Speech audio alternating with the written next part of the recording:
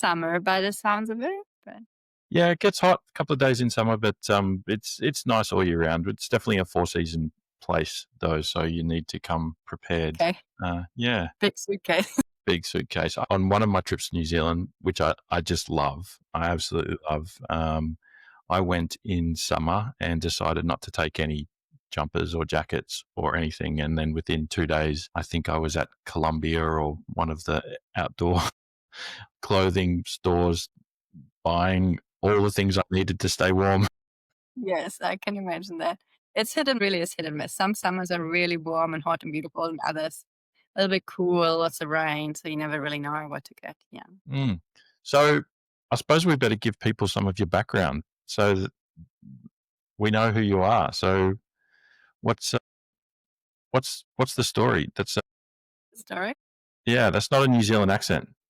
Yes, no, let's start there. Yes, it's actually something that I hear a lot. So usually when I speak, whether it's online or in front of people, at some stage I get the question. So I can feel like there's a little bit of an accent, but I can't figure out where it's from. Yes, there's a bit of an accent. So I was born and raised in Germany, but I've been in New Zealand for almost 17 years now. So hopefully long enough to sort of have a very subtle accent by now. But yeah, born and raised in Germany. And came over in 2009 to do my master's degree. I wanted to do a master's degree in an English-speaking country, and it just happened to be New Zealand at that time. And I'm still here. I started to do a lot of sports, as you just mentioned. Became very competitive and very good at it. So New Zealand was a really great place for outrigger canoeing, or wakaama as we call it. And I did that over a decade of my life. And yes, became very competitive.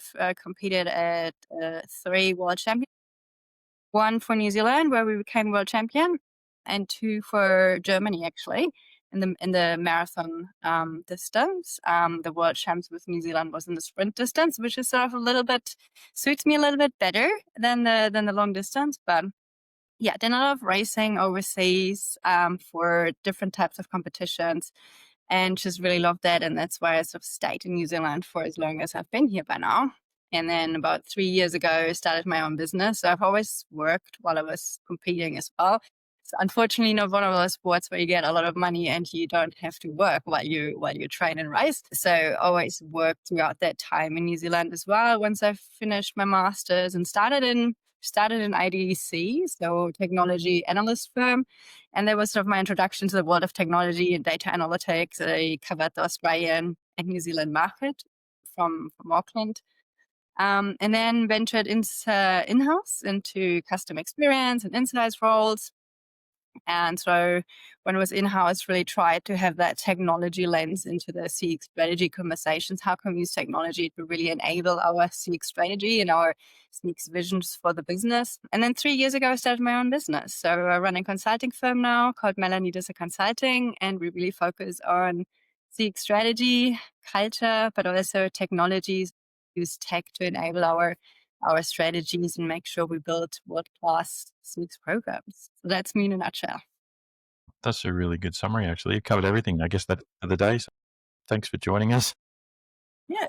No, it's like the traveling to a different country to do a master's, like, and you specifically mentioned an English speaking country. I'm trying to think of doing that in reverse, and it's just like it's frightening to me. I did in a previous job. I was part of a delegation. We got to go to Poland for a week, and we went to this beautiful city called Katowice, which is in the south, in the Silesia region, and there is an old coal mining region, but they'd reinvented themselves as this city of music and education. The universities were amazing. Culturally, it was magic. It was that the architecture was just felt like it was just a magic place. And at the time, I was considering whether or not to do a master's or a doctorate in economics. I had some real interest in the economics of technology. And one of the universities there just looked so amazing, but I could never overcome the thought of doing, something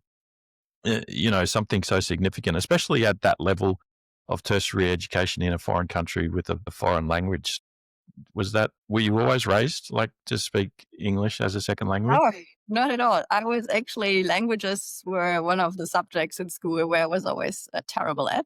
French, we had French and English in Germany. Usually, have French and English. Maybe you have some Latin or something else, but yeah, French and English are typically the two languages that we have in school. And I was always terrible. I'm the type of person I learn things by doing them, or I need to understand the logic behind it. And for languages, it was just learning things by heart and learning vocabulary. And it was just, it really didn't suit me. And so it was only when the first time I went overseas was when I still did my bachelor degree in Germany. I went to Rotterdam for an exchange semester, and that was taught in English. Because I kind of always knew that if I wanted to have a successful career, I probably should speak English or should be able to speak English. And so I did an exchange semester in my bachelor's and was introduced to, English speaking education. And I think that was for me the moment that I realized it is a lot easier to learn a different language when you're immerse yourself in that environment. So everybody else spoke English. I had lots of friends from Canada there, some from France, but everyone from countries, other than Germany. And so you're forced to think and speak in English.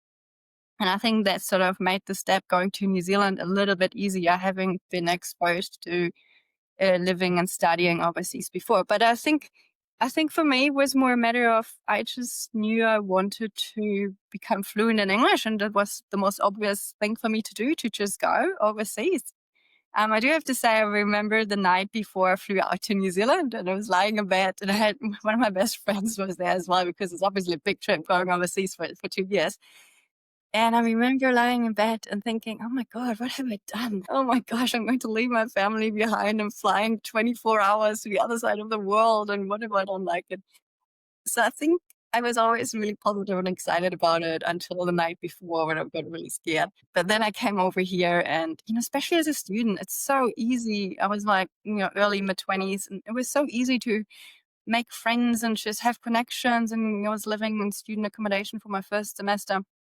And there were just so many people around. It was just really easy. And I feel as a student, you also have like a purpose. You just go through, your routine, you have your courses, you have things to do. So you just follow the path. And it was actually, yeah, it wasn't that bad. But there was definitely that initial moment of, oh my word, what have Yeah, I what done? have I done? And then you get over there and the beer's not quite the same, and then it's like, The beer and the bread isn't the same either. Yeah. yeah. So you left your family behind, huh? Yes. Mum must have been happy. Oh gosh, no. Yes, I think she still hasn't forgiven me. I was meant to come back after 2 years. But yeah, then as I said, did a lot of sports and then sort of stayed on. When you do your masters in New Zealand, you get a postgrad or graduate to work visa. So I got that, and then I was working in technology research, so I got a visa through that as well. And so it's sort of yeah, moved on from there. But yeah, it's certainly a step. So are you a Kiwi now, or I probably think of myself as one. I have no plans to go anywhere else. But I still have my German passport because I don't want to give that up. But yeah, I have permanent residency, so I don't have. Apart from every time I go over to Aussie for work, which I do regularly, every time I come back and I fly with Qantas, every time there's trouble me checking in, I always have to speak to someone because I have a permanent resident visa in my passport. For some reason, the system does not check it. And so, other than that, yes, I am. Yeah, probably Kiwi by now. I think we all have, well, obviously not everyone, but those of us who travel a lot for work probably have regular challenges with our passport. I've just gone through a whole issue where I was writing letters to senators and everything because my 10-year passport, after only 2 years, started failing at the gates, and they refused to replace it without me paying for a whole new 10-year one. And I was, I thought this doesn't feel right. It just feels like a consumer issue that if I've paid $450 or something for a 10-year passport. It's still got 7.5 years left. It doesn't work. And when I had it investigated, the Australian Passport Office said, "Oh, we tested on our machines in the office and it works here. It must be an Australian Border Force issue." Like they're both in the same department, but different Yeah, agencies. yeah, And blaming each other. yeah, so I went to the Australian Border Force and they were like, "Well, no, we've tested it and we can see when you've come through the gates, there's been errors, but we've been able to process you. But they were able to process me by me going back and lining up in a manual thing to be processed by an officer behind a glass screen. And as you know, when you're sort of coming to and fro, the last thing you want to do is line up and then have to line up again because it sort of hasn't worked. And anyway, the one time this officer, this is after it happened like a dozen times, and this officer said, "Oh, give me a look," and he had a look, and the first two letters were PB on my passport. He goes, "I think this is one of those problematic batches." And I went, "Hmm?" And like being a tech guy and a data guy and a systems guy, I'm like, "What do you mean?" He goes, "This one, there's a few problems with this one." Anyway, so I thought, right. So I ended up getting in touch with Andrew Wilkie, who's the local senator here, and I explained the situation, and I just had a sense of injustice because if it was known to be problematic, then I was pretty sure that because you know how they get issued over a certain like number of months or whatever before they sort of run out of that thing. So I was pretty sure there would have been some politicians and some bureaucrats in Canberra that were probably issued that passport. And if it was problematic, probably had it replaced free of charge. And anyway, after a fair bit of to and fro and then having to wait for an election to see if the senator would get back in and all the rest of it. And it went all the way to Senator Penny Wong's office, who's the current foreign minister. And then I ended up getting this letter from the assistant deputy minister or something to say, just present myself to the passport office in Hobart and they'll sort me out. And they did. They replaced it free of charge, but they made sure it was only for the remaining 7 years and 3 months or Oh, not another tent, right. not another 10. And Customer experience, hey? yeah, Jeez. so like exactly customer experience. And I thought, like, I never do those sorts of things, but once I was sort of made aware that it was a problematic batch. And then when you sort of look into it, there's actually no consumer protections under federal or when dealing with the federal government agency. Like they basically just like this this is the answer, go away. And most people go away. And I was very, very lucky that, my local representative here saw it as a bit of an injustice as well. Now I don't know what else went on behind the scenes, but from a technology perspective, with the two agencies working in the same department blaming each other and one saying, well, they're rolling out some equipment that doesn't necessarily read things the same way that we read things. I'm like, these technology challenges happen even in the levels of government that have the most money to spend and to get it right. And you just know is human behavior getting in the way of good decisions, even at that kind of level. And it's crazy. Anyway, passport rant over. Yeah. No, it's really interesting you bring that up because I was just actually a couple of weeks ago, I spoke on the topic of, customer experience, breaking down silos, how we work together. I call it a team sport, how we treat customer experience as a team sport internally within an organization. And it's not just about this department doing this and this department doing that. It's like, how do they actually work together to create a great experience for the customer? Ideally, the problem wouldn't have occurred in the first place. But if it occurs, at least then we need to do a good job in making sure a customer like you doesn't have to run around and knock on everyone's door and like have a rather unpleasant experience for something that's really not your fault. So I think it's a very good example of passports. I think everyone has a passport story. Well, it's one of those things. I think being a customer is something that everyone can understand. It's once you're in that space, it's something that everyone has an opinion on, but not necessarily everyone understands like the complexity of how things work behind the scenes. So you're the expert, right?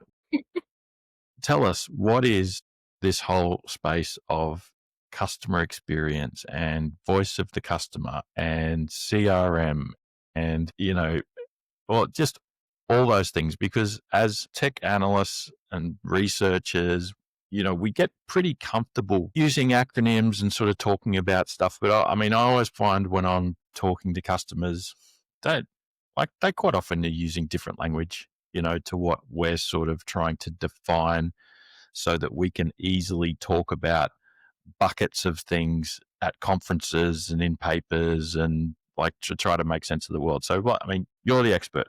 What is it? What is it? What is customer experience? That is a great question. And I think I actually, every time I start with a new client, I ask that question to clients as well in the discovery phase and go, if I say customer experience, what does it actually mean to you? Because even today, there's still lots of different definitions out there. There's no, commonly agreed on definition for it. I think we're becoming a lot closer and having a shared understanding of what it actually is. But I think a lot of organizations still define it in different ways. So usually when I ask that question, I get something like, well, customer experience is like how customers feel when they interact with you, or the perception they have of the brand, or when they call the contact center, that's an experience. So it's all about, when we interact with a company or product or service or person, that creates an experience, and how we manage and design that. That is what customer experience is all about. So we want to understand, usually the conversation starts with who's actually a customer, because, we all say customer and we all have different definitions of who the customer actually is within an organization. There's lots of internal customers and stakeholders and suppliers and lots of tiers of customers within there. So that's usually the first question. Who's actually the customer when we talk about customer experience? It could be a client, or, it could be a citizen as well in the government area. So there are lots of different definitions for that. And then customer experience is all around managing those interactions and the perceptions and everything that a customer experiences when they interact with a company or product or a service, but end to end as well. So we want to make sure that there's not one particular department that does a really good job and then another one does something very different. So it needs to be managed and set up at an organizational level, so we all actually have a shared understanding of what do we mean when we say customer experience? What are we aiming for in terms of what good looks like? And how can we make sure we consistently roll that out across the business? And that's when we sort of move from that concept, from that idea of what customer experience is, into the definition from a discipline perspective. So um, a while ago, I published something around customer experience can be a noun and a verb. And I always mix up which one's which, but one is that idea that customer experience is all about creating great experiences for our customers, and the other one is around creating the discipline internally within your organization around how we actually manage that.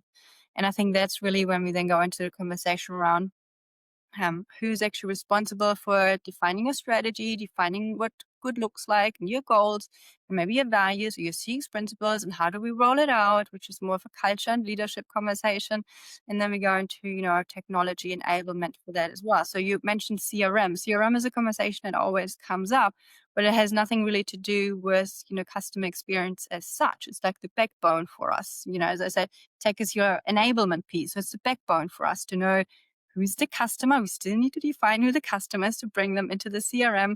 Then what do we know about them? What interactions do we capture? What information do we hold on them? What metadata do we have to also analyze anything, interactions or feedback that we're getting? So I think there's a lot to unravel. And from a voice of customer perspective, it's sort of a cross between the technology conversation and then the discipline conversation as well. Voice of customer obviously requires some technology, because voice of customer very basically just means we listen to our customers, we understand them, we capture feedback in any way, shape, or form. So traditionally, that would be surveys. So 10 years ago, if you wanted to know what your customer thought about you, you had to go out and ask, because it was the only way for us to do that. Now we have technology that helps us understand experiences uh, um, through across a much broader source of data. So anything contact center data from your conversations, your chats, your phone calls, the social media data to online reviews, all of that data we can now leverage to understand what is the raw customer feedback in there. And then how do we turn that around and do actually something with that, which is partly a technology conversation on how do we grab that data, analyze it, make sense of it. But then it's also a conversation around how do you set up your CX teams, your CX discipline internally, to make sure we actually action that and roll with that internally to improve the experience. So there's a lot to unravel in there. There is, but there's so much fascinating stuff in there as well. And I think this is why disciplines spring up around trying to, do all these things properly. I think one of the things that jumped out for me what you just sort of step through, and also my own experience in leading technology teams in large organizations is they quite often stumble at the first hurdle, which is, who owns the customer? And that's it's a really tricky question because everybody owns the customer. And so if you're working in a multi-divisional organization, a large bank, any kind of service industry, government department, utility, retailer, like whatever it is, they have lots of departments.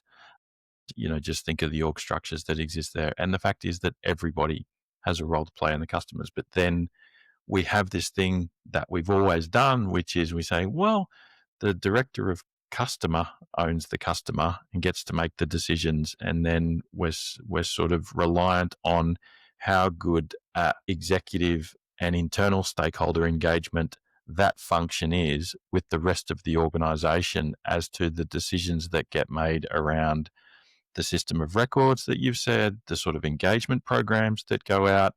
And I like the way you described it there as well, where the customer experience is as much about how the organization itself, um, you know, builds and position itself to deliver products and services in a way that they want to their customer base, whoever that is.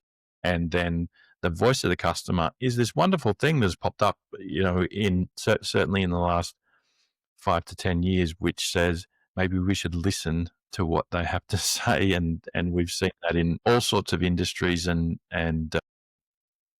areas from the public service to religions to whatever, where it's kind of like let's listen to our constituents or let's listen to our stakeholders, see what they have to say, and then reflect that back into these programs. So very, very complex, but if you like pull that string on the jumper all the way back, and it's typically comes down to who owns the customer, like, which is that noun, which is in customer experience, voice of the customer, customer relationship management. So customer, customer, customer, customer. So it's like that to me seems like the ultimate question to answer, and then everything else falls from that, right?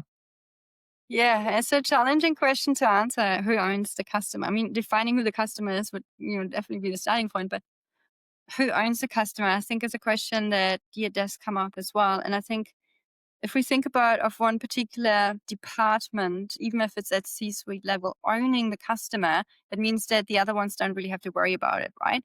Which is not really the case because we are all part of creating experiences every single day, whether we do it directly or indirectly, whether we're aware of it or not. Like if you're in a product team, you design a new product or you change an existing product, you have direct impact on the customer who's using that product. You may never actually speak to the customer. I mean, hopefully you do some testing and customer research before you do that, but you may never actually directly speak to a customer, but you still have a direct impact. If you design your digital technologies and your websites and your apps and your chatbots, you have a direct impact on the customer experience. And I think if we say, the chief customer officer or chief marketing owns the customer, then IT goes, well, it's not my problem, right?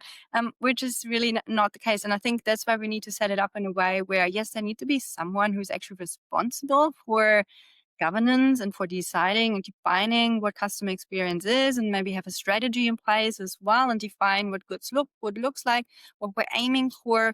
But then when we roll it out across the business, and I started to use that word operationalize, when we operationalize customer experience, that's when it becomes a team sport and we all need to play our part. So some of the ways that I go about helping organizations do that is, yes, it can sit within a team, and ideally it sits at leadership level, at C-suite level, maybe a chief customer officer or a chief CX officer, or often it sits under marketing and operations as well, which then gets a little bit difficult to get everybody else on board to actually buy into that idea that we all have a role to play in that, because marketing and operations are already defined sort of areas within the business or defined departments. And so sometimes they're actually seen as the ones owning the customer. So you kind of break down that sort of mindset that is the case. But then we need to get everyone else on board and say, hey, say we have customer feedback. That's why voice of customer is really important and really impactful. Say we have customer feedback coming in. It's usually either the frontline team, the customer service team, or the insights team who hear about it, right? Either it comes straight to the contact center or it comes from research and surveys. those teams are never ever going to be the teams who actually broke the experience in the first place or can fix it. Right. So, yes, you may have a team who sets up a voice of customer program, or yes, you have a customer operations team who manages frontline conversations. They're never ever going to be the teams who can actually rectify the problem we created in the first place. And so we need to come up with that, structure and that mindset that we are all part of this and we all need to play our role and play our part in then, creating experiences, but also fixing if we break something. And if somebody owns the custom experience, that's a challenge because then it goes, oh, well, it's these guys who do it. But it's not just these guys, it's everyone. And I think that's the ownership conversation is always a bit of a challenging one. So is that you do as much of that organizational design work as you do, because a lot of people, I think, when we talk about this subject, they do jump straight to technology, and we'll get to the technology bit. But the two things we've spoken about in terms of like this human behavior of ownership, and I have the people and the budget, and I've got the function, so get out of my way. And then the organizational structure when things go wrong, because that you really do need that if there is to genuinely be a feedback loop inside the organization through whether or not it's a culture of continuous improvement or innovation or competitive positioning, like whatever is driving that organization, those sorts of things take precedent. But, I've certainly been pulled into lots of projects that they're too far down the technology conversation because a lot of executives are really well educated in technology now, and they've been educated by the technology companies who are trying to get their solutions. And so it's kind of like this reverse engineer thing where I want to talk to you about technology, but oh no, we've got to go back to the start and talk about business. And whereas we really should be starting at the business more often than we do. Yeah. Yeah, I definitely see that a lot. Often now with AI, conversations start with AI rather than, okay, what are we trying to achieve? And I think when I first started out, because I had that technology background and I was really into that idea that, we need to create customer experience as a discipline and we have a strategy around it. What I've noticed quite quickly is that without that culture and leadership conversation, nothing's really going to move. You can have the greatest technology in the world. It's not going to get you off the ground if we only have one team who actually does CX, right? And so over the last couple of years, I moved a lot more into that conversation around how do we set up our organizations from a structure perspective and from a culture perspective? How do we change the mindset around customer centricity? What it means and what it actually, how we can get better at it internally. And I think, yes, those organizational structures, conversation, always comes up. Where should CX sit is usually something that comes up at somewhere, right? Where should it sit? Yeah, where should it sit? So from my perspective, yeah, from my perspective, it does need to have a C-suite seat at the table.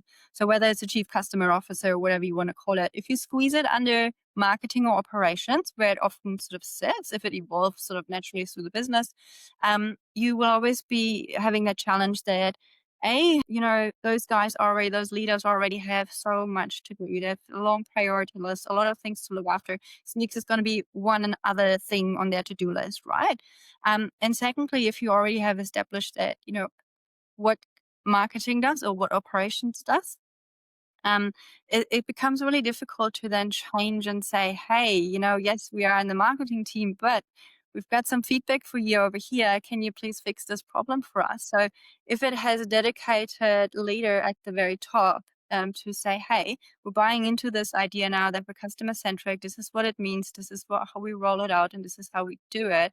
You establish a bit of governance and accountability, and a bit of a change process behind it as well. If it is one other thing that's ending up on somebody else's to-do list, it doesn't really get it doesn't really get the word I'm looking for. It's not powerful enough to actually Yeah. to drive it through the business. So where should it sit? For me, it does need to have a seat at the C-suite table. But yeah, I think often in organizations, it's not that easy to hire a new chief customer officer. So often it does sit within marketing operations, which comes with its own challenges as well. Yeah, it's interesting. Like as businesses, we have time to have ideas, develop products, market them to these mysterious things called customers, but we're too busy to actually put someone in charge of the customers. Which is ridiculous, right? Because without customers, you wouldn't have a business, right? Yeah. Yeah. But I think I can see how that happens as well. I do a lot of work with regulated businesses, and so as a result, like regulated businesses, they they're built from the ground up, not top down, not outside in. They're built inside out, bottom up, and so that's the perfect example where you don't need anyone looking after your customer because you're you're telling them what it is. You're delivering very structured services within very structured guardrails, protected by regulations, protected by legislation, protected by very long lead times of change, and usually protected by locked in customers that don't have a choice in accepting the services, the quality of services, the types of services, the price of services and stuff that are coming. So that's that's how we end up in the situation where we don't have anyone in charge of the customer because we don't care. Now I think what we've seen, certainly it's only been in our careers, Melanie, that this has happened because CRM, like that system of record to start pulling together the information about these customers when we started to need to put it somewhere other than on a mainframe. That CRM software is a very new phenomenon. You could be generous and say early 2000s, late 90s, but that's all. 25 years is all it's been since it's been implemented. So all the changes now that have been brought in to make the customer the center of everything is a is a new is a fairly new phenomenon. Yes, yes, that's quite right. So, organizations are usually built around operations or around products, but not necessarily around customers. And I think CRMs are a really interesting one because they're really important. But I also find that we've been talking about the CRM as that magical thing that creates the 360 degree of the customer, and we know everything that we can possibly need to know about customers. We hardly ever actually achieve that, right? So it's not actually that magical thing that solves all our problems, which I think sometimes is often sold to us as that. But I think, yeah, there's definitely a lot more that goes into it. But yeah, as you said, I think it's really rethinking how we build the organization, having that idea that the customer is, at the heart of it, or at least a very important part of that And function. competition, I think, like what's what's driven the changes that we see today where, we've moved from we only need a customer one customer system, a customer relationship management system to go with our financial management system or our, like even back then, our manufacturing system. Like none of those things talk to each other. But have we gone from having one customer system to now having all the wonderful technologies that we've already sort of mentioned here? We haven't sort of gone into any detail yet, but it's because what's driven it? I don't know. I think competition for one. And so there's infinitely more competition now than there was last century. And let's just say the 80s and 90s, right? Because computing didn't really exist before then. And so the rest, before that, we were still very much pen and paper with things. So competition's increased. And that's probably as a result of deregulation of a lot of industries that occurred in the 80s and 90s. Certainly in this country, in New Zealand as well, deregulation of the banking sector, deregulation of the energy sector, deregulation of everything that was typically government owned. So as it's been unpacked, all those things that we just sort of spoke about where why has no one been in charge of the customer? You don't have to because it's regulated and legislated. Well, you deregulate some of the things to make things now private, and you need to compete, and a single energy utility gets busted up into, generation, wholesale, retail, and then you have things like the NBN, and which is sort of that deregulation of Telstra's monopoly in the connectivity market, and then now there's a wholesaler, and now there's hundreds of retailers that sit on top of that. So all these sorts of it's a fairly new phenomenon, but the technology has really exploded with it as well, like in the last 10 years or 15 years anyway, at least. I think if you went back to 2010, we were still pretty stable around CRM platforms, call center stuff, yeah, but even the things in the call center space have really exploded like since then. But I don't know, what do you think? Is that how we got here? But there's so much change going on at this point in history that we're essentially frogs in the pot. Like it's going to be our kids and our grandkids that are going to look back and go, "Oh, there's a lot happened in that time," but we're sort of living through it. And so this is the complexity and these drivers, which I think are really important to understand if we are to have the conversations with the executives that have the authority and the budgets to put in the right kind of programs that are fit for purpose for 21st century customer Hmm. stuff.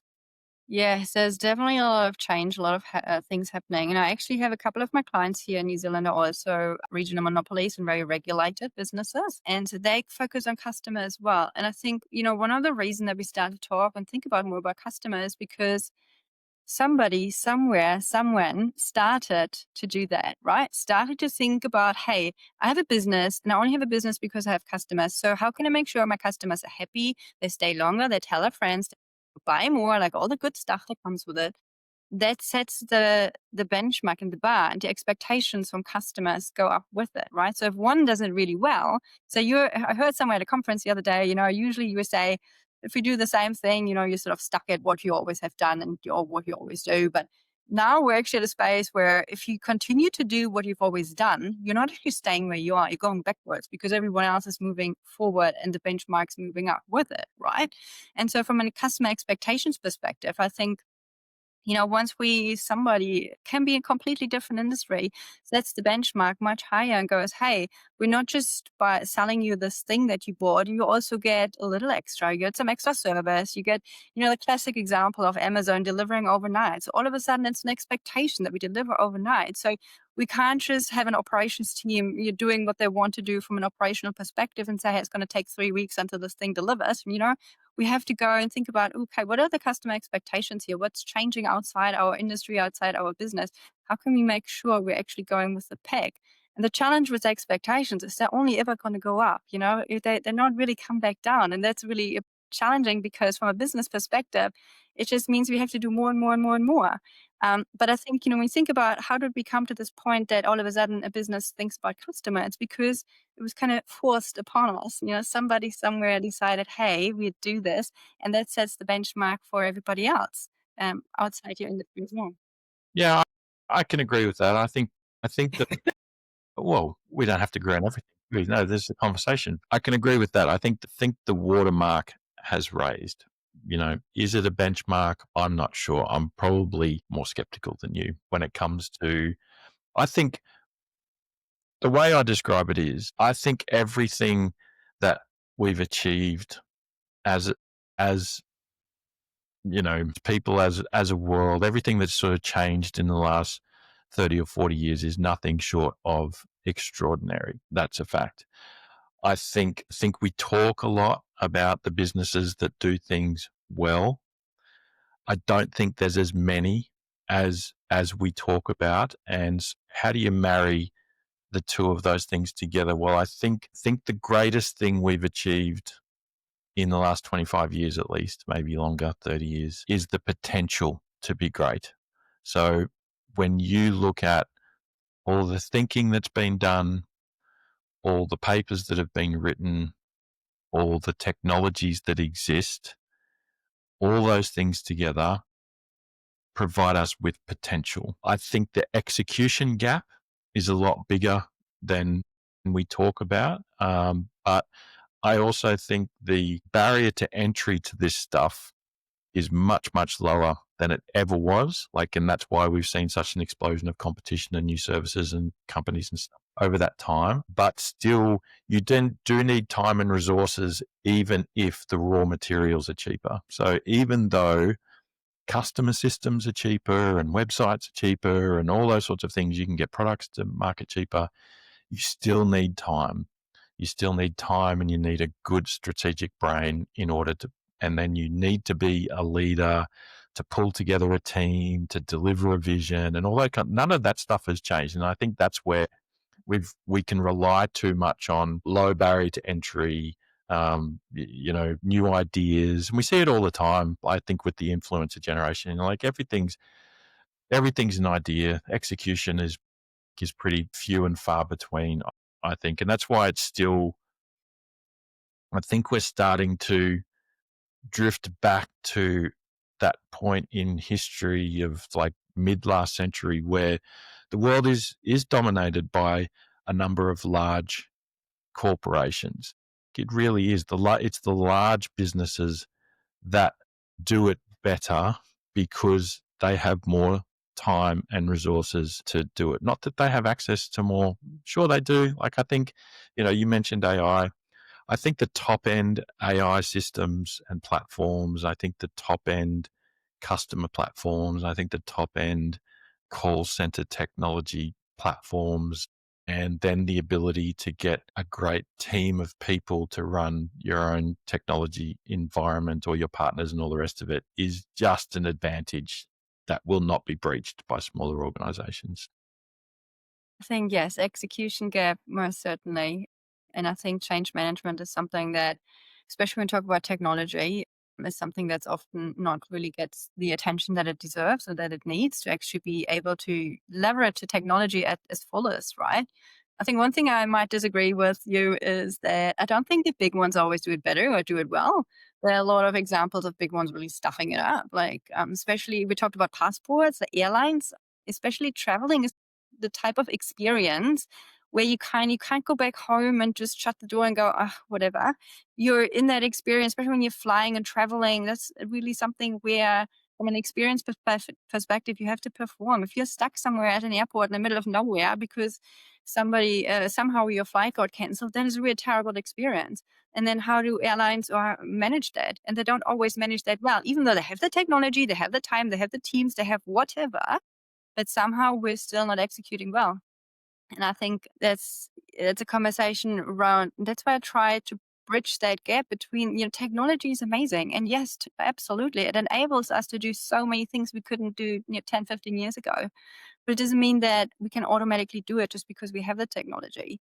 And I sometimes see, organizations spending a large amount of money on technology, thinking it's going to be the silver bullet, and then failing on the execution part. And I think that's really where you need to have the people and the skills, whether it's in-house or an external one, but you need to make sure you're setting up and you're leveraging the technology in the best way possible, which is not only a technology conversation.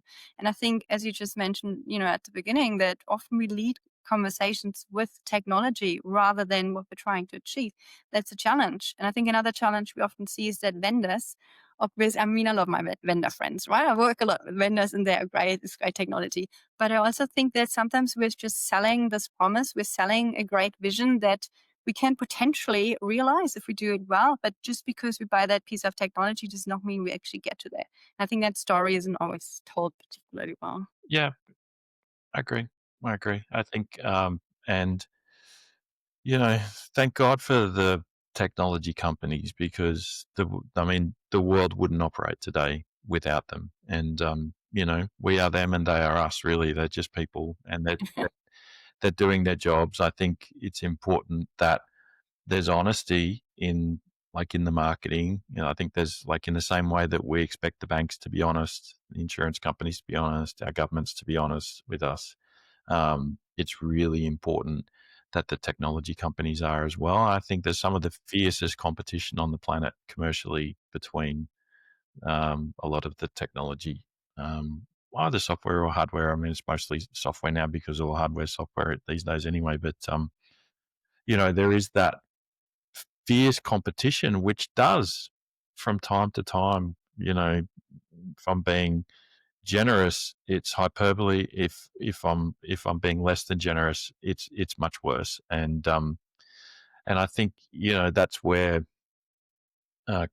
customers just need to do some more of their own work. I think one of the things I see a fair bit in organisations that are looking to make technology decisions is there's a lot less architecture work than there was when I was starting out. There's really a lot less, decision making about how things fit. There's much less decomposition. There's procurement cycles, but I think the architecture stuff and the governance stuff that has kept the world whole from a good technology decision making perspective for a long time, I think has dissolved a bit. So, and it's been replaced by marketing, and it's been replaced by the buying centers in the organizations have shifted out to every single department. They don't have within IT, and those buying centers are led by senior executives who are very, very senior, very, very authoritative, very, very good at what they do. But let's be honest, they're not technologists, but they're making technology decisions, and I think that's a problem we need to sort of walk back from a little bit. But also, no, sorry, you go. I was just going to say, it's interesting because when I work with organizations and we want to procure or get a new piece of technology or replace whatever we have in place, yes, IT has to be in the mix, but obviously, as you said, the decision makers might be somebody else. But I think, it can't just be IT because IT doesn't understand fully what we want to use the technology for from a business perspective. So they need to come together, but I think that doesn't always happen. And I think it's also a conversation on, I mean, these days, not a single department can function without technology, right? So it can't just be the IT department making all those decisions. But the from a business perspective, I think people have become a lot more savvy around technologies, which ones they want and which ones they need. But obviously, they're not tech experts, right? So coming together, and I think that's what I see in some of the work that I do with clients as well. There's a broader range of stakeholders we need to engage for those conversations because they span across the business and even for customer experience. Because if no one owns the customer, then who's going to pay for the technology, right? So that's really good. Really good. Yeah, and the budgets have followed those buying centers too. So the technology budgets, they're everywhere. They're everywhere. And Mhm. that ain't going back to IT. That's going to stay where it is. So it's just a matter of, we just all need to get along again. But I think we do need to get back to some of those foundational principles. Certainly of late last century and early in this century that sort of helped us grow strong, reliable, technology systems that actually help us deliver services and products to customers. But another point around the positioning of technologies by technology companies and is you quite often see the things that they present, it's all possible.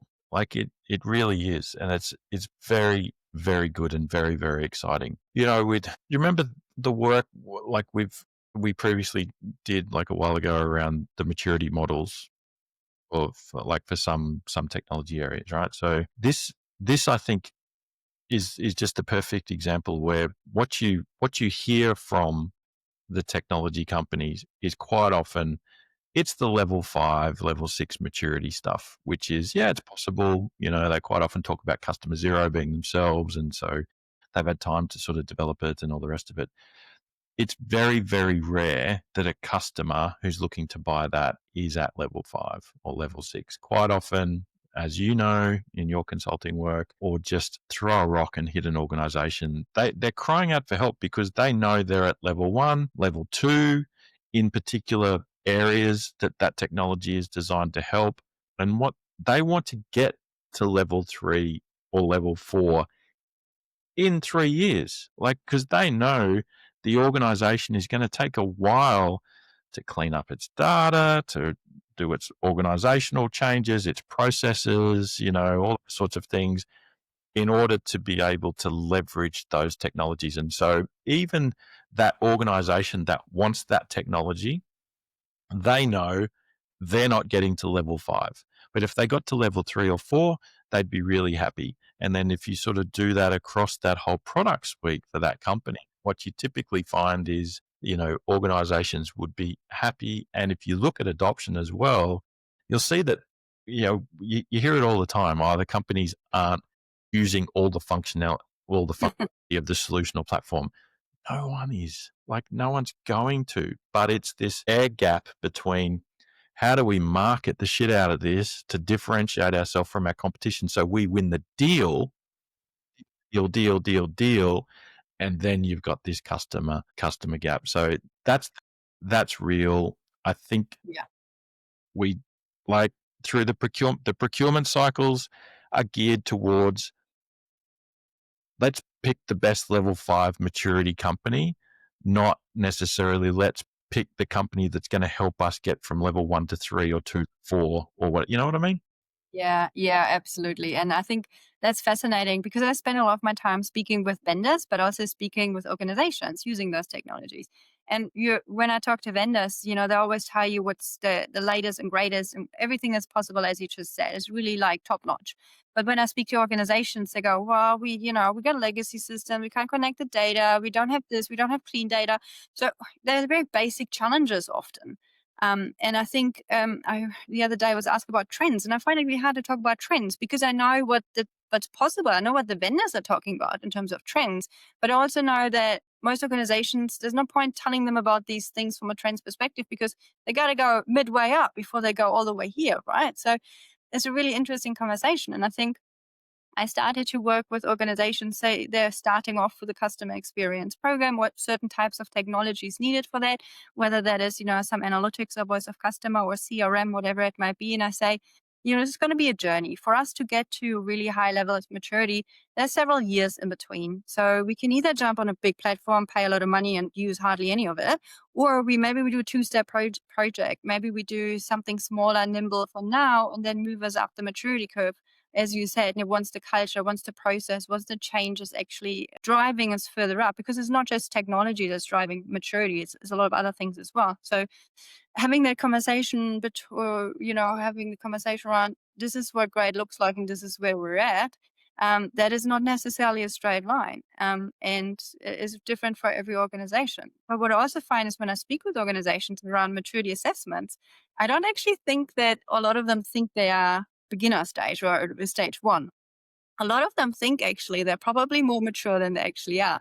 And when we then unravel and look into what is actually driving maturities, what are those drivers that we're looking into, then they go, oh, yes, okay, maybe we're not quite as mature as we thought we are. But it's explaining what that actually means, what those drivers are, and what helps them mature that then gives a full picture of, okay, we are here. What are the things we have to do to get up there to have maybe in 5-6 years time this really mature program or piece of technology that we can leverage? And I think, yeah, is that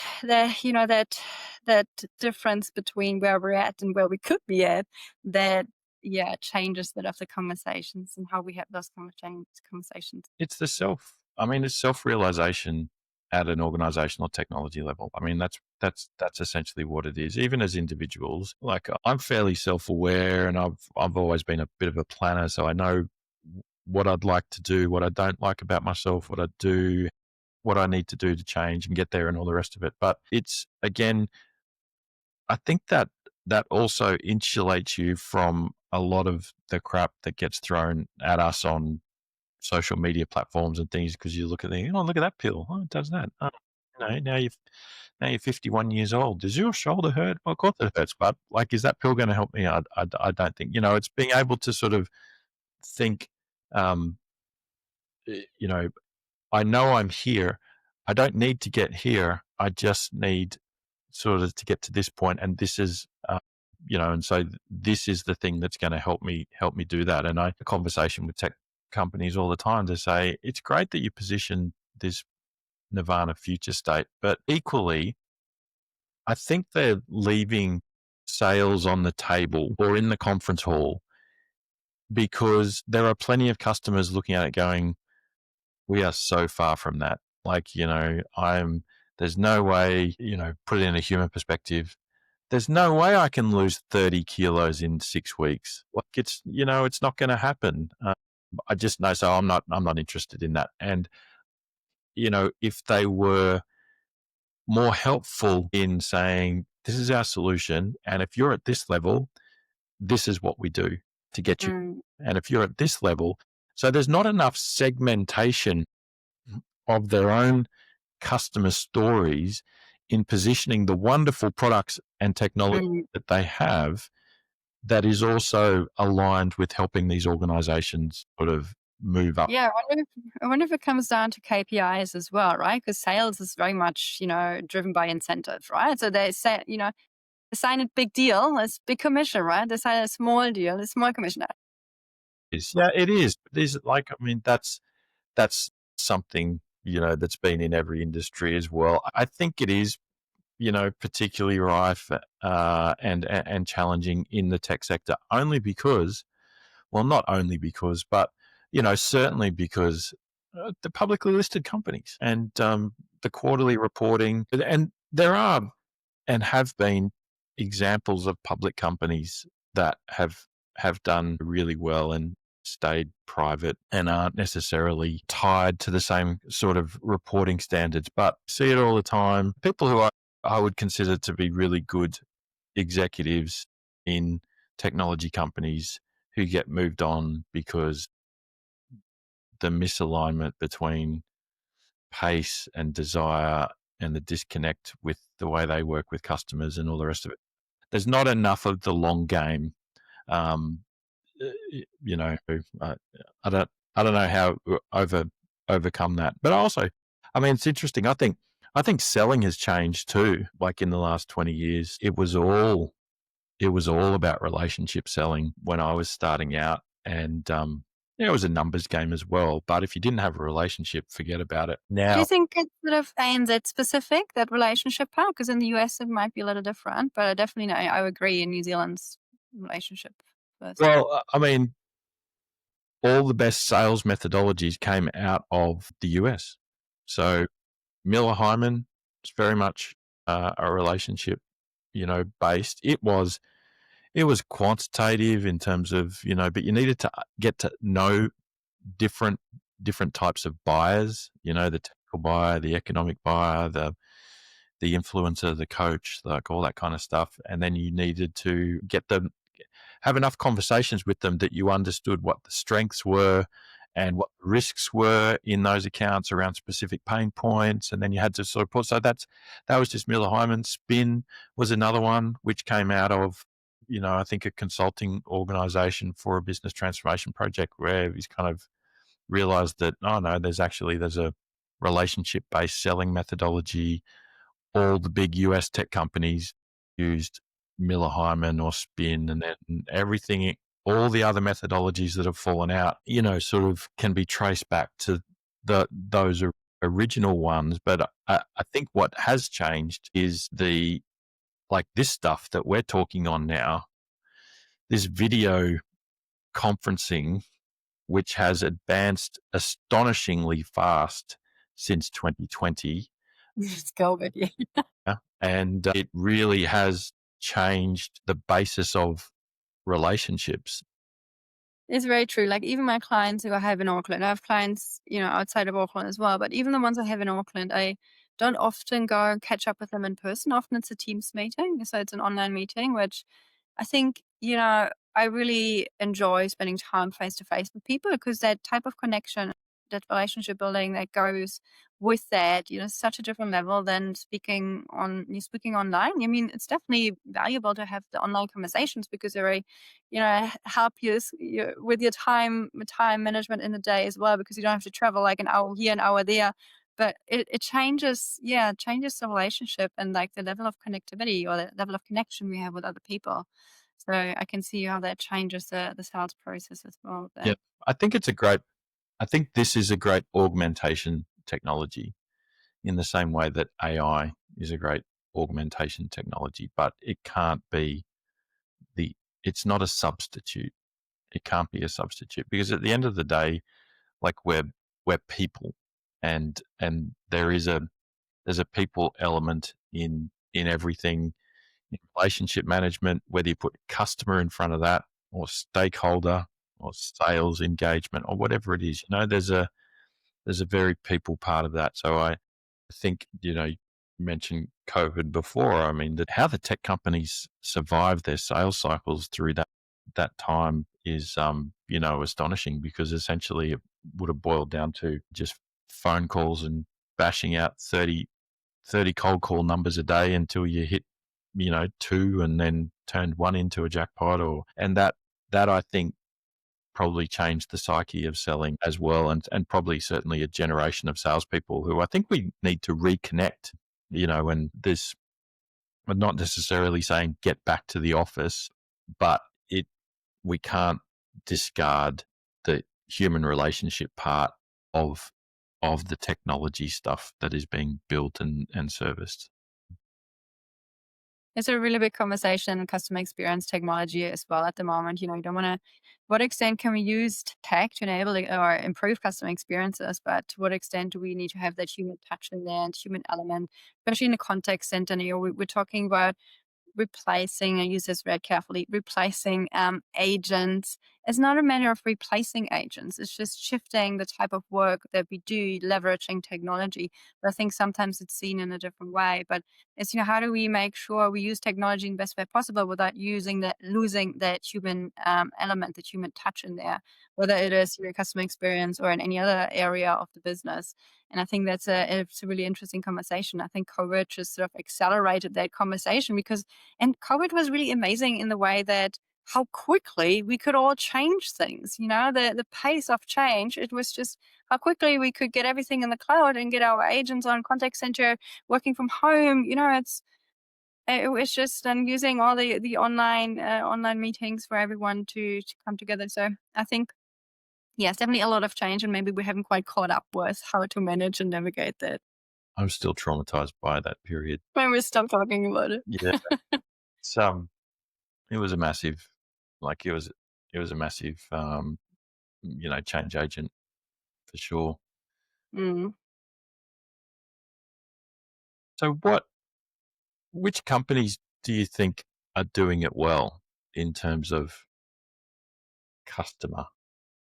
Yeah, I hear that. I get that question a lot. And I think I have to say, when we think about who does it well, I think what we often hear is examples of specific case studies or specific products, or specific solutions, something unique that they did in a particular instance. But I don't think we really have a lot of organizations where we can say these guys are really amazing across the board and every single time they deliver. And I think that's the biggest challenge for customer experience, to do it consistently end to end across all the different touch points and all the different departments within an organization. Might be that, the customer service team is doing a really great job, but then marketing or product, letting them down, or vice versa. And so I think who's doing it well. Another challenge is also that the benchmark keeps rising up. So, when we first started out, there were some examples around Amazon doing a really great job in terms of delivery, or Uber disrupting the taxi industry from an experience perspective. But I think, work with these organizations on a day-to-day basis, you probably have been let down at some stage as well.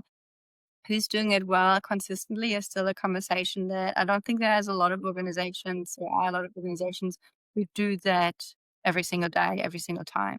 And I don't know if that's possible either, because that is quite a challenge. But I think we have to look have to look behind what it is that they actually do and see what's driving their success. And I think, Well, how much do you think then? Because I think trust is obviously a big part, and this is sort of complicates the CX strategy inside organizations, right? It goes back to that original question, who owns the customer? Because if we look at some of the very top line examples that have happened here in the last couple of months, I mean, Qantas really dropped the ball. Optus has really dropped the ball, but they've, variously being positioned as cyber incident,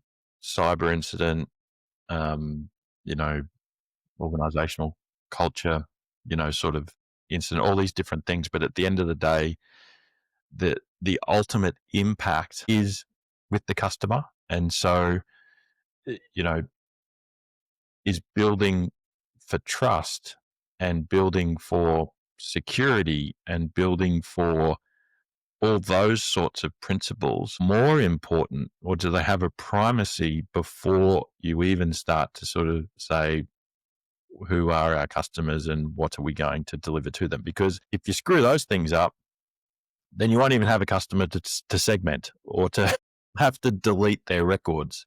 Um, yeah, you know, I like to use, you probably seen Maslow's hierarchy of needs, right? So it's exactly the same for customer experience. That safety, security, like have shelter, have food, have a home, that safety, security layer needs to be met before we can go up the pyramid.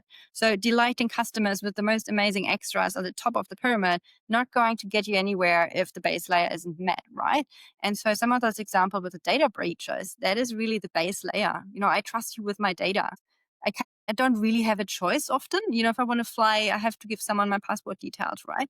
And so if that layer isn't met, then everything else that an organization does further up the pyramid loses its value as well, because it's just how it works in terms of the priorities within it. Hopefully we don't, well, I see the challenge with the cybersecurity space is that, it's a very challenging space these days. And so that is certainly a layer of the part of the baseline layer. But I think aside from cybersecurity issues, a lot of the time the baseline layer is actually met from a customer experience perspective. If it isn't, we have to go back and work on the foundations and really work on the basics before we go further up. And so having the essentially just doing your job and doing it well. And when you fly someone, you want to protect their data. You want to make sure they don't die on the flight. They want to make sure they get there on time for the price that they pay, sort of thing. And then we can go further up, and we can provide lounge passes and fancy seats and extra food and all the great stuff. And then we can go even further up and do something on top of that. But I think, yeah, if that base layer isn't met, nothing else we do from a customer experience perspective really matters or has an impact. And one of the pieces of work that I think it's must have been 10, 15 years ago now that they did it. So Matt Dixon came up with that experience, with that idea of the effortless experience. And he really, through research, really found out that delighting the customer at the top of the pyramid is not having as much of an impact if you don't actually work on that base layer. So for him, it was just make it easy for customers to deal with you. Make it easy to do whatever they need to do before you start delighting customers, because otherwise, any effort or money you spend on delighting customers is not going to have the impact that you want, and the money is not really spent well. You don't have that base layer addressed. So I think that's some of the basics that we try to work with in customer experience. Yeah, I like that effortless experience. It's easy to remember. Yeah, so the customer effort score came from there as well. Yeah, I mean, it belies a lot of complexity and challenge. And there's something you said a couple of minutes ago.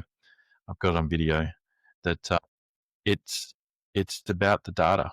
We can talk about customer experience and voice of the customer and CRM and all these sort of things, but at the end of the day, it is about the data. And from a technology perspective, I've always found that a really challenging space for trying to identify the right solutions for organizations in the CRM market or the CX market or the call center market, because the the big name technology companies that play in those fields, they haven't necessarily been the world's greatest data management companies. So, every CRM vendor or software has a data model like sitting behind it, and same with all the other technologies. But that doesn't mean they have great data management technologies and data quality technologies and data integration capabilities and all these sorts of things that are required to underpin a great customer system. And you need all of it. And again, we've built a really complex world when it comes to business systems, but you can have the world's number one CRM system according to Gartner Magic Quadrant or Forrester Wave or whatever it is. You could still very well have data problems and not have the ability to deliver a great customer experience program. And that's that's certainly a conversation that isn't had enough with the technology buyers in these buying centers that exist outside IT. It's just a case of, well, we bought the CRM. Why can't we deliver an online service through a portal? Well, it's because your customer data actually sits in about 7 or 8 different systems, and you can have all the information you want in that particular CRM, but unless there's the ability to extract that, to cleanse the customer data across all the systems, to match them, to educate them, to keep them whole, then you don't have an ability to create this record and offer it to a customer as their own digital identity within your organization. And so I think I was really uh, I was really interested when Salesforce bought Informatica, and a lot of people sort of, why are they buying this old dinosaur? And I was like, this is a great acquisition because that talks directly to the problem that even an organization like Salesforce has, is that they know you have to pull all this stuff together. So yeah, I'm not sure. Do you see that a lot, or do you see that understanding, or do you see organizations wanting to buy new, um, engagement software or a customer portal, and then sort of realize, actually, we're about 3 years and $10 million worth of technology away from being able to actually use that stuff we just bought? Yeah. There's probably a couple of things in there, what you just said. So one of them is organizations may not be ready from a data perspective to leverage the tech, but the other one is also what we consider to be CX technology. And that's usually dictated by the vendors. So CRM, came out and go, we are CX technology. Then contact center telephony platforms came out and go, hey, we are CX technology. Whereas the customer vendors go, we are CX technology. So when an organization thinks, oh, we need some CX technology, I think, we really have to unpack that and go, what do you actually need? Because somehow we use that CX label quite broadly for anything that we would kind of want to sell because it's a good selling point. But we need to unravel what it actually is that we need. And unfortunately, there was something really driven by the vendors to say, hey, we just label everything CX, whether it is a CRM, a telephony platform, or a type of analytics, whatever it might be. That's very confusing for organizations wanting to leverage that type of technology. And I think the other conversation that what you just mentioned, and yes, you're quite right. A lot of the times when I hear vendors saying, oh, you can do this and that, and it's all amazing. And then organizations go, well, I don't think we can actually do that because, we can't connect this and the data isn't clean. And I think that's the challenge where I think vendors often overpromise. And I sometimes, when I have either conversations with organizations and vendors together, and I think that is sometimes where we just overplay it. We go, oh no, that's not a problem. We can totally integrate and we can clean the data for you and we can do this and that. And I think when we think about customer experience, we kind of need to think of it technology. We need to think of it as a bit of an ecosystem. I don't think there's one piece of technology that's going to solve all your problems. There are probably several, depending on what you're trying to achieve, but they need to play together. And that data, we always have to shuffle data around. Where does the data come from? What format is it in? Does it go from this system into that system? So it's really a technology conversation around the data usage, the data, how we clean it, but also how we set it up in the systems to start with. Like, what is this field? What does this field mean? How do we define customer? And therefore, what is this customer field? Because it can do, three different things across three different systems. That's really not helping. And then so, unless you're a complete new startup who knows everything before they start and have everything perfect, 99.9% of organizations, have grown into something and probably have legacy systems and have acquired organizations. And it's a bit of a mess in the background, right? And we sometimes don't think about that enough. So there's a confusion around what technology are we actually talking about? And then that sort of challenge with the data in the back end as well. Yeah, it's not always considered to be the sexy bit, but I think it is, because without it, you don't have it. Like, your DNA is all corrupted. I've work with an organization recently, and they thought they had 57,000 customers. They certainly had 57,000 customer records, but Right. um, So, yeah. at the end of the process, they had 32,000 and something, because the quality of their customer data was so poor, and that we'd Yes. never sort of looked at it. And I think the way that happens is, there's been a lot of focus on ERP solutions, like to run businesses, and you end up with customer data in your finance system, and then you get a customer system, and then you've got other sort of systems, and before everyone's got everything. And the ERP vendors don't care, and they talk about, well, we'll just migrate what you've got. And then, because it costs more to go through the process of actually looking at your data, and there can also often not be anyone inside the organization that has the capabilities to do that. And then who do you turn to? Because you've usually got a usual list of suppliers. And especially if you're working in the mid-market, I know you work at the enterprise level a lot, but certainly a lot of mid-market across Australia, New Zealand, and a lot of the mid-market service providers are more, cloud services, cloud infrastructure, providers to these organizations, as opposed to being application experts or software experts or data experts. Like there's a big bucket of them, and then there's a small bucket of them. And I see it a lot actually, even in the Microsoft space, where you, like, SharePoint's a perfect example, right? Where you can be a cloud infrastructure managed service provider to an organization, mid-sized organization. You're managing all their, email accounts, their Azure environment, their infrastructure, all their security, and all the rest of it. And then the customer says, "Oh, we really like a SharePoint intranet site," and they go, "We can do that for you." And they really have no concept from an information management perspective or a user perspective, but you can, as a technical infrastructure administrator, you can set up a SharePoint site. It won't do what the customer wants, but you can do it. You know what I mean? And there's that whole skills capability around data, which I think is somehow, in the age of application explosion, we've lost. We seem to have lost a lot of the focus again on the data side of things. And I think, to me, it's because from the early teens, as a service sort of took off, we assumed someone was looking after all that kind of stuff, and they weren't. They were just selling it as a service. Anything as a service. I'll take it. Thank you. That's easy. I think, that example you just mentioned with the customer records. I mean, just think of the poor quality of your insights.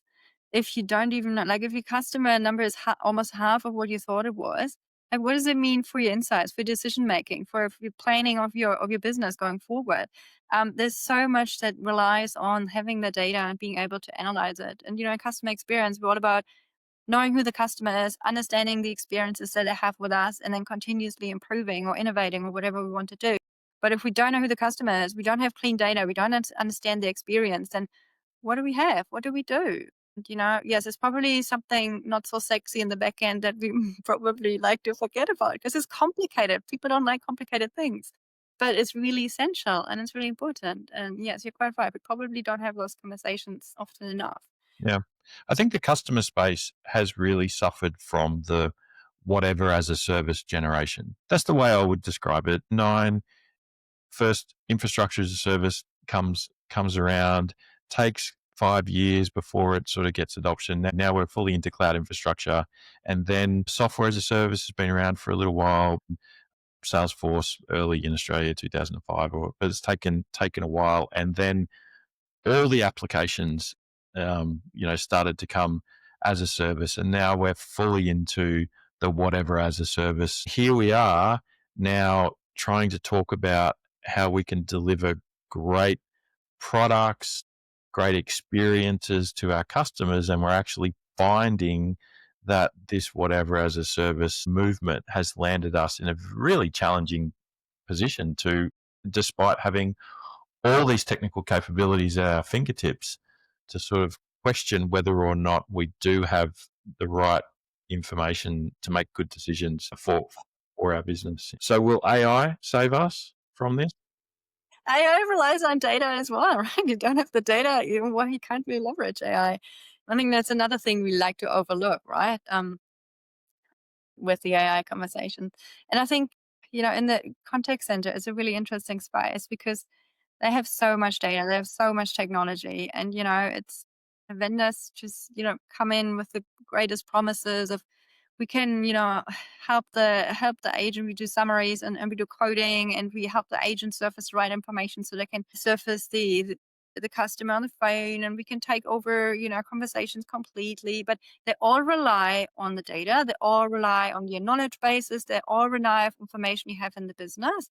So if that is all have multiple versions of something rather, and if that isn't tidy and clean, then AI is not going to save you, right? AI is just going to make things a hell of a lot more complicated. Not that AI isn't great. I think there's definitely a lot of value in it. But I think, yeah, if the underlying data isn't in a state where we can use it, there's not much the technology can do on top of it. Yeah, I mean, it's sort of pulls together everything we've been talking about, doesn't it? I mean, that because e- everything is AI now. Even there's a large Australian software company, Technology One, had their big event last week, and they've just announced Technology One Plus as being, it's their AI push. I mean, at the end of the day, it's a large language model that allows the customers to engage in a different way with their data. But it's not changing the organization. And as you say, it's reliant then on the data that exists within the system. And so there's a wonderful opportunity for those companies that really work in that data space. But it's when I look at a lot of the tenders that come out across the regions, like not just in Australia, there is very little in the scope of requirements that allows an organization to like build in the necessary activities to deliver data improvements. They all want those front end, customer experience improvements. They all want those, the sort of shopping list of talking points. And, oh, if you've got an AI solution to help us do that, that's great. But it's, the reality comes when you then try to roll out those solutions. And a call center, as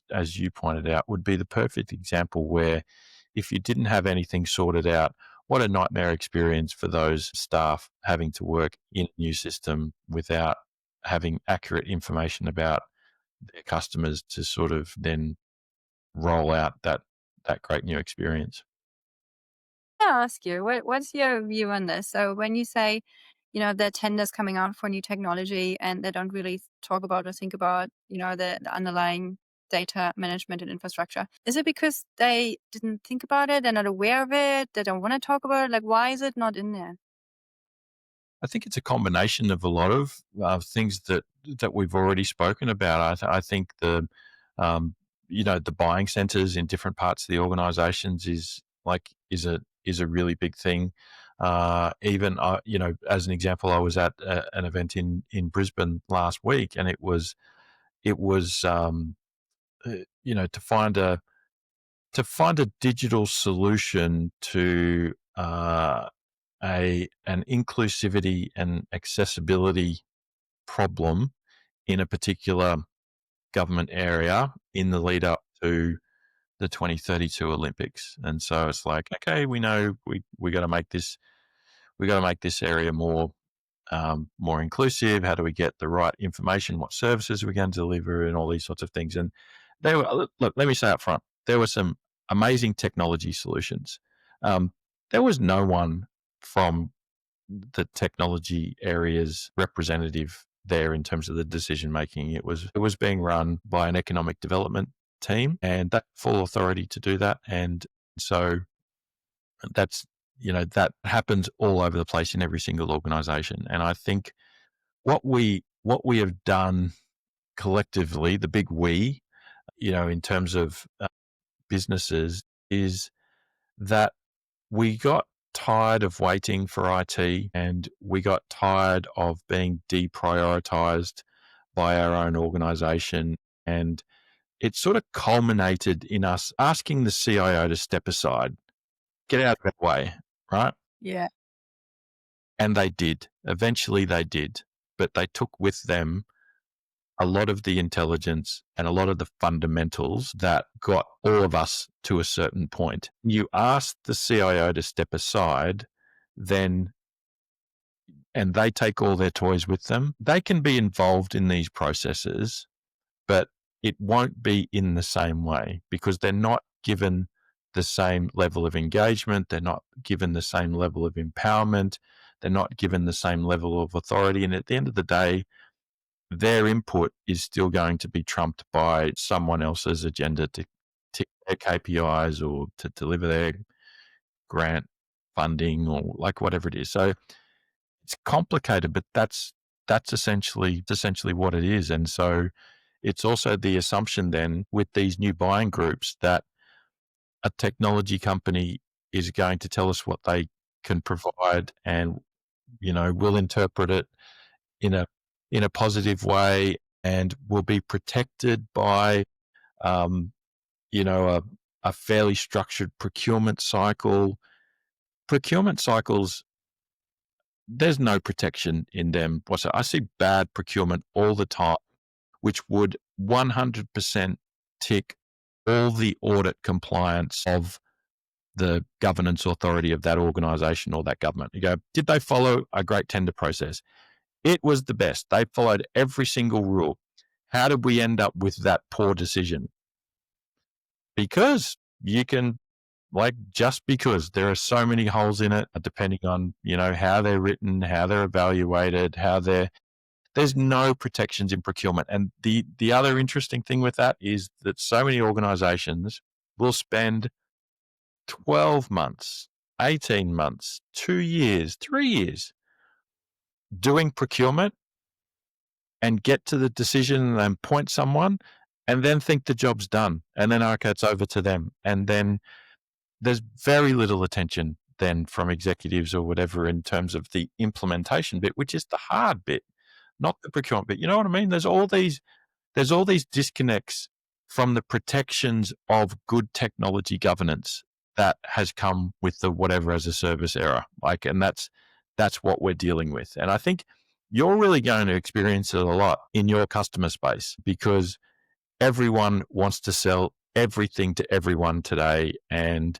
this, swipe it and get it, or have these fragmented procurement processes and end up where you talk to every CIO and they'll say, we have too many applications. We need to rationalize, but no one's rationalizing. And that's where we sort of, are transitioning into platform as a service models are really important for helping us get back to that sort of level playing field for improving architectural decisions, governance decisions, and ultimately data and service delivery.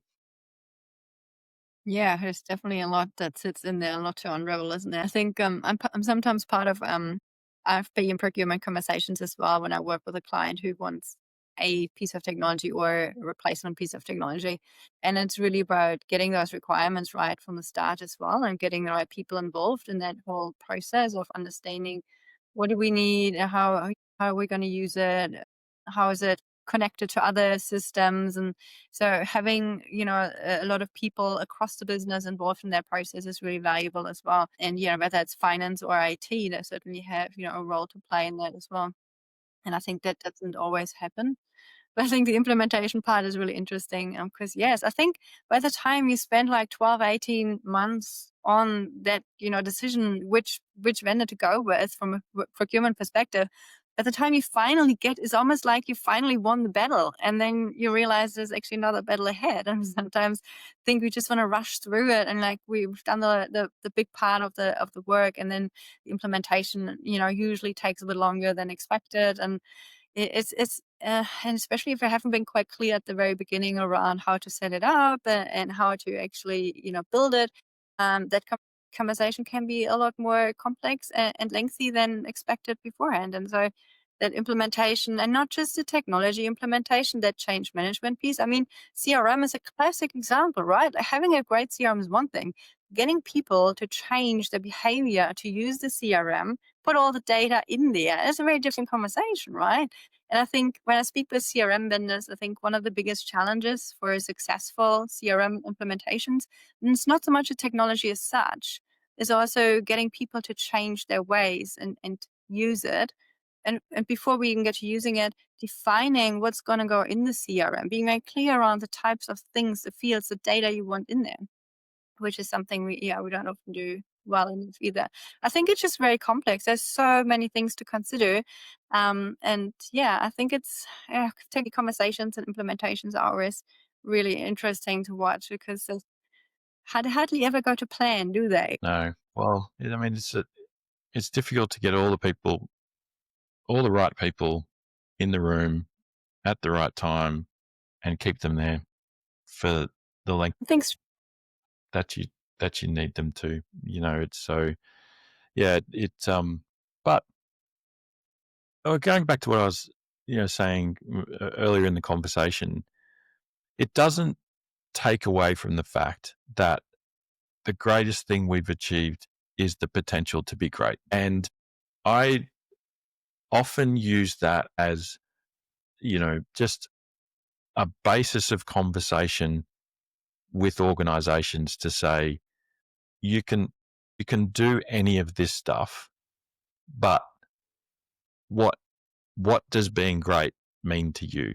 And in there lies the answer, which, because the in there, being great to one organization, completely different to another. And therefore, the technology decisions that line up behind that, based on, resources, maturity models, budgets, accessibility and availability of technology. I mean, it's 2025, but um, we still don't have access to all the technology in the world in this part of the world. It's on who the partners are, all those sorts of things. So if you go back to just that concept of, Jim Collins' book, Good to Great, where he talks about, okay, lot of good organizations out there, but to get to great, you need to, like, it's climbing a mountain. It's winning a world championship in a discipline. It's hard work and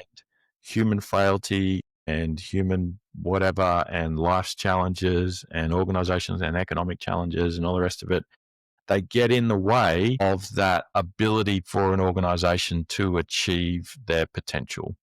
That's it, isn't it? Like, it's champions will tell you they didn't take no for an answer, and that becomes, how do you get a whole organization to start a marathon and cross the finish line at the same time? Like, it becomes a physical impossibility in this universe. Maybe in a parallel universe it happens.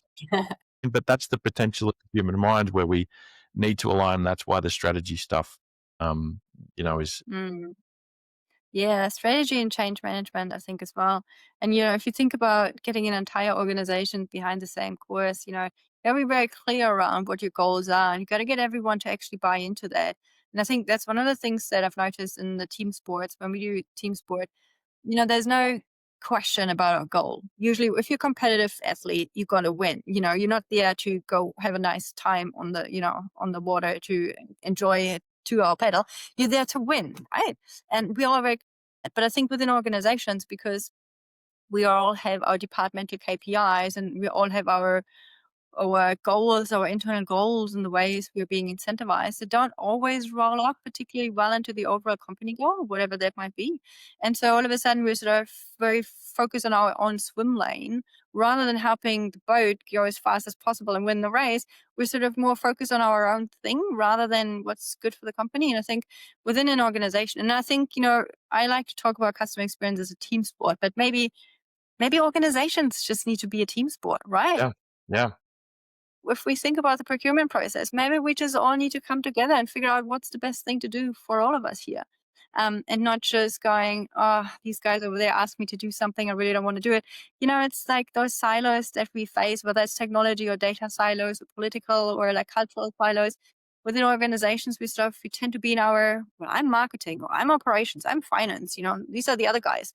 And if we were to do that in a team boat, we would never win a race, right? So how do we how do we get the entire organization to come together to do everything together to move to our shared goal? That's a great question. And I think it's certainly not an easy task, but I think that idea that we're in it together, I think is really, really powerful when it comes to achieving our overarching goal. absolutely. Like, and the best things are achieved in teams.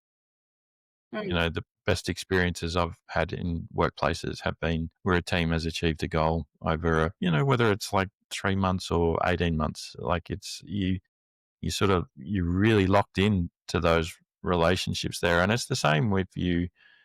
If you look at any sort of sports, we've just come to the end of the rugby league season, and you look at the teams that made the finals and ultimately the ones that won, and they always talk about it's the culture of that team and the desire to do anything for that person next to you. The physical stuff, the preseason training, there's so many great analogies in sport that often do get applied in organizations, but to having goals is really important, but they have to be meaningful. I was having this conversation uh, with the service provider a couple of weeks ago, and they were asking about what do you think about their sort of strategy, and the best way I could describe it was to say I think mission is really important. It's just critical that an organization has these goals to shoot for. At the point that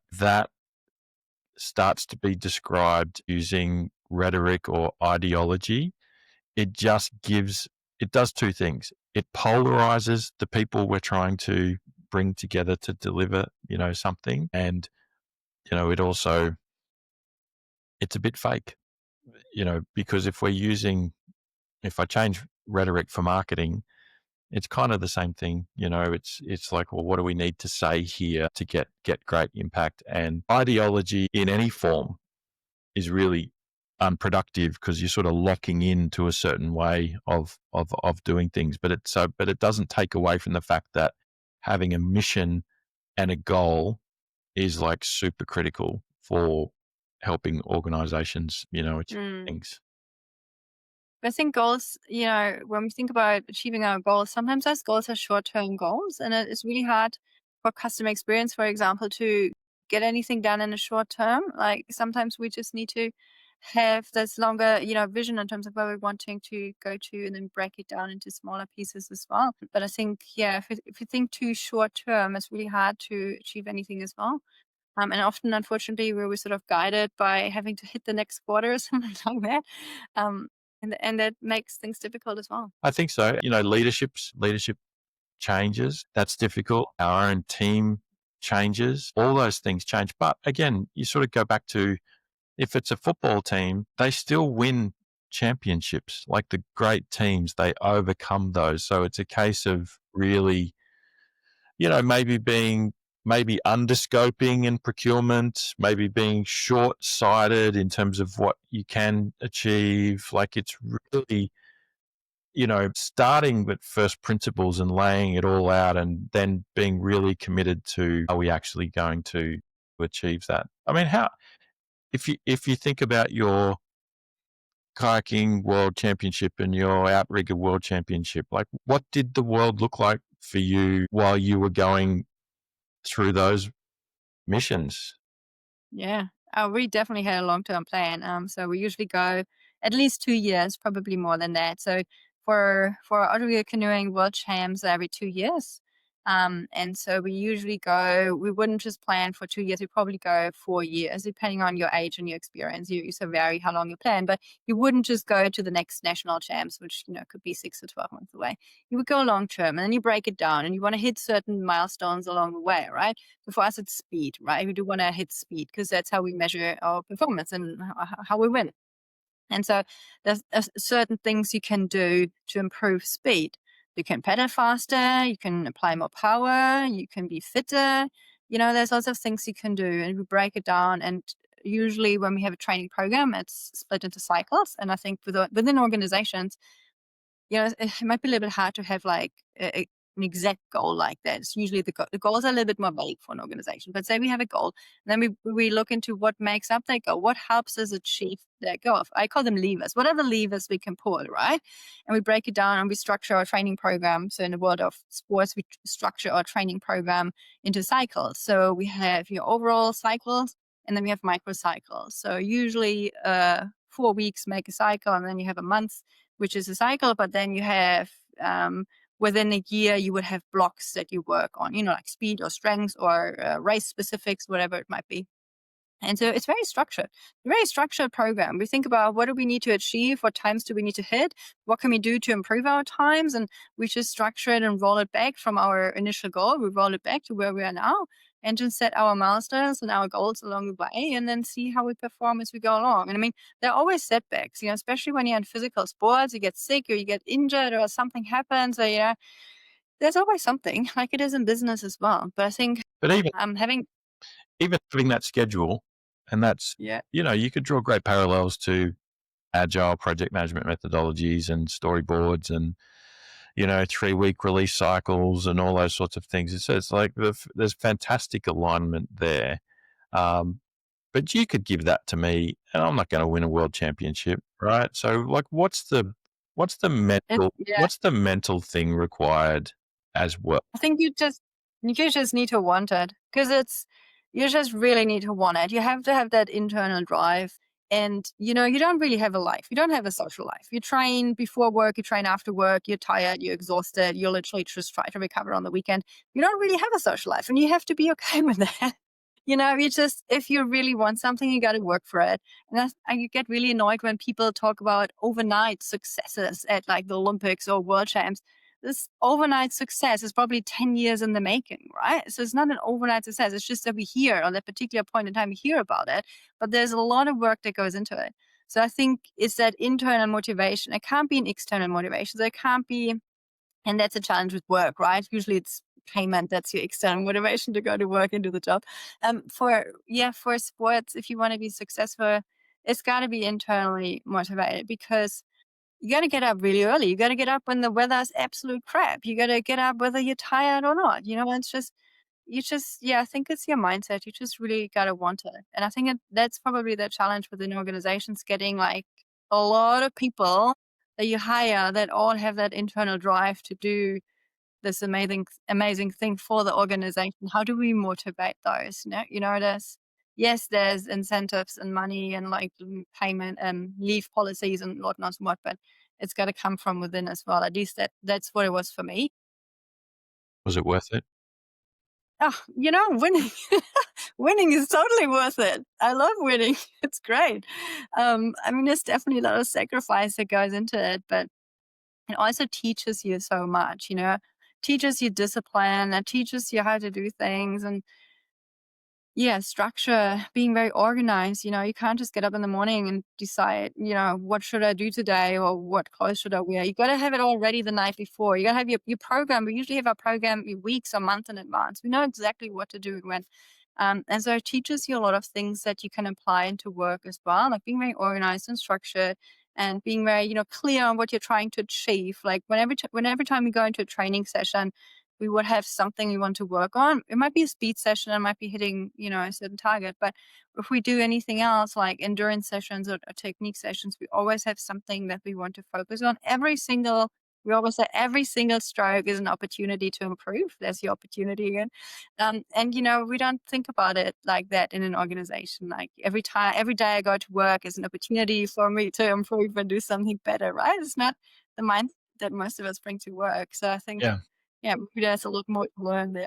Yeah, and there is a requirement for an organization that wants to achieve great things to have some of those things in place, in terms of knowing what it wants to be when it grows up and committing to it and, protecting that and hiring for it and having great leadership and, in the face of adversity that is going to pop up all the time to be able to, deliver that. But again, it's that potential, right? That's what drives a lot of people, but it doesn't drive everybody. And there's little snippets in that in terms of who goes on the team and how you have, different people in different roles to still deliver a great outcome. It doesn't mean and I think that's some of what you see in large project failures where, probably decisions are made to exclude some people from the team because they're not perceived to be, vibing at the right frequency or have enough energy or the rest of it. But at the end of the day, you can't exclude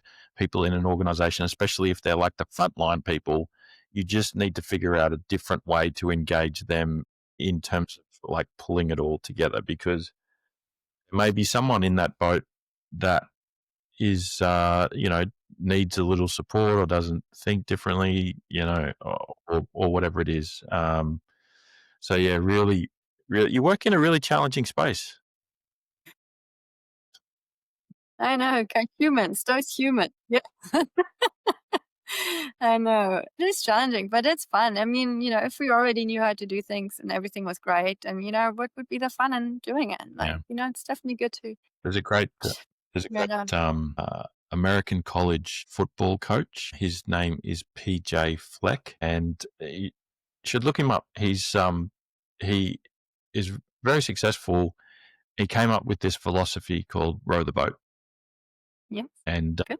so when he was brought in to coach the team, might have been Minnesota, not sure what it was. Anyway, he changed the program. It wasn't about, he didn't make football the priority. He said, we have to start with like this cultural philosophy, and then we need everyone to buy into it. And we're going to make it really simple to understand, and we're going to hold each other accountable to it.